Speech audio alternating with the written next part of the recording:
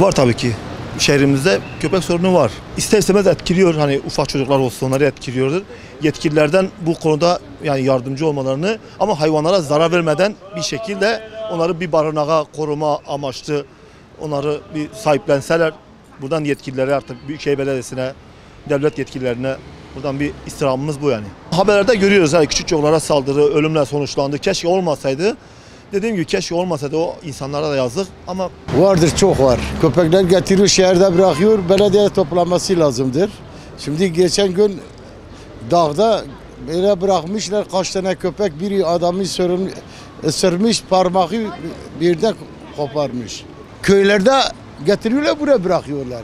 Yani ben şaşırdım. Ben gördüm onları zorla yakalıyorlar.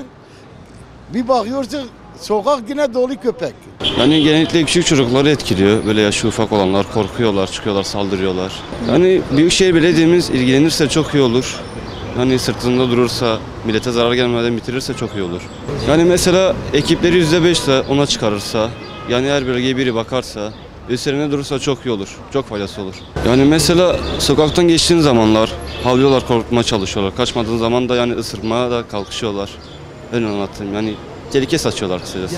Daha doğrusu belki yetişkinleri etkilemeyebilir ama çocukları çok etkiliyor.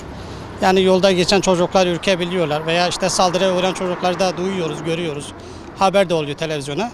Ama bu konuda neler yapılabilir diye soracak olursanız bunu bizler kişisel olarak değil de bunu aslında belediye veya valilik tarafından getirilebilecek çözümler olsa daha güzel olur yani.